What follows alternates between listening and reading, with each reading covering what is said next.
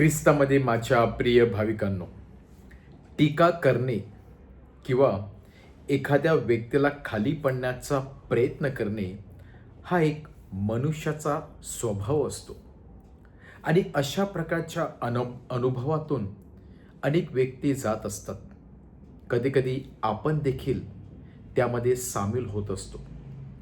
खरं कारण माहिती नसताना आपण दुसऱ्यावरती बोट दाखवण्याचा प्रयत्न करत असतो किंवा तिसऱ्या व्यक्तीचं काहीतरी ऐकून आपण आपलं जजमेंट पास करत असतो, टीका करत असतो, त्या व्यक्तीला खाली पाडण्याचा प्रयत्न करत असतो, त्या व्यक्तीचं नाव खराब करण्याचा प्रयत्न करत असतो.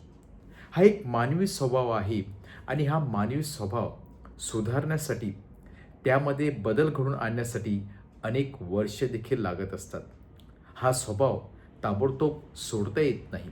स्वतः प्रभू येशू ख्रिस्त, बाप्तिस्मा करणारे योहान, त्याचप्रमाणे अनेक संत, अनेक प्रवक्ते हे देखील या अनुभवातून गेलेले होते.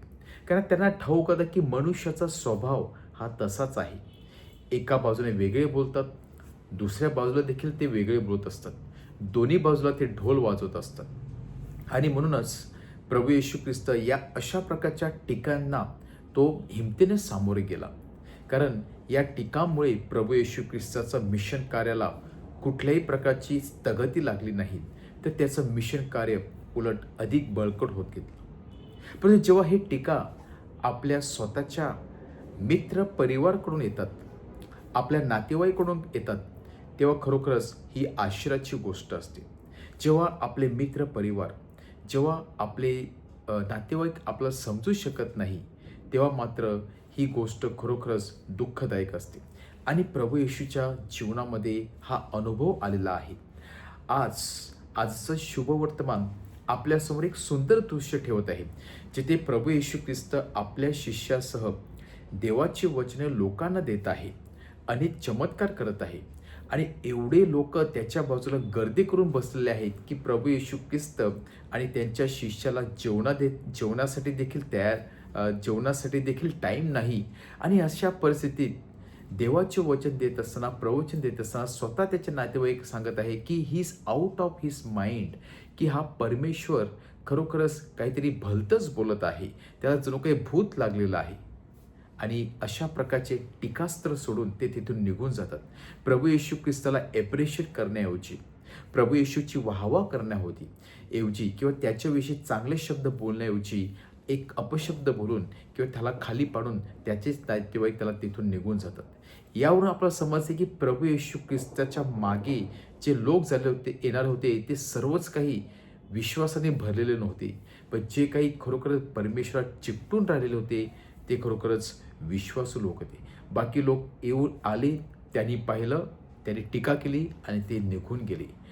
त्याचप्रमाणे बाप्तिस्मा करणाऱ्या योहानावर देखील लोकांनी टीका केलेली होती की हा खादाडा आहे, याला घालण्यासाठी कपडे नाहीत, हा काय बोलतो याला काहीच ठाऊक नाही, याला भूत लागलेलं आहे.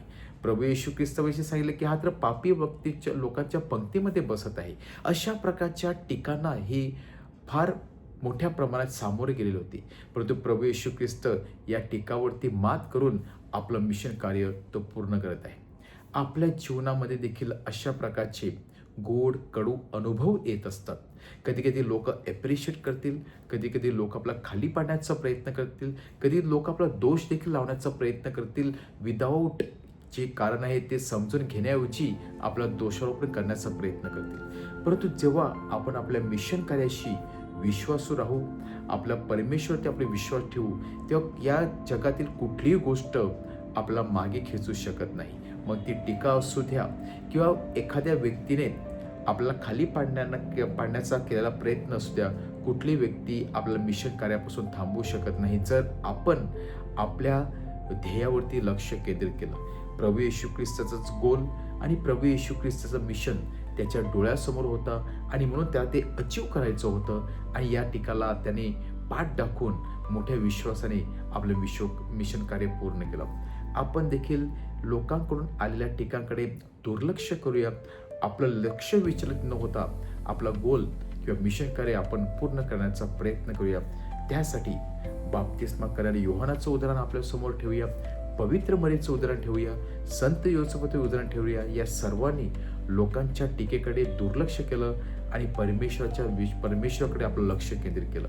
आपण देखील आपलं लक्ष परमेश्वराकडे केंद्रित करूया, आपलं ध्येय अचीव करण्याचा प्रयत्न करूया आणि नक्कीच परमेश्वर आपलं मिशन कार्य पूर्ण करण्यासाठी आपलं सामर्थ्य व कृपा देईल.